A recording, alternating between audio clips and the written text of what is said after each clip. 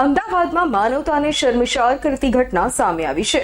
6 વર્ષના બાળકને ડામ આપનાર નરાધમ આશ્લેષા પટેલ અને કુંદન પટેલ પોલીસ સકંજામાં આવ્યા। બોડકદેવમાં 6 વર્ષના માસૂમ બાળકને ડામ આપનાર સાવકી માતા અને નાનીની પોલીસે ધરપકડ કરી। પિતા, સાવકી માતા અને નાની સામે નોંધાયો હતો ગુનો।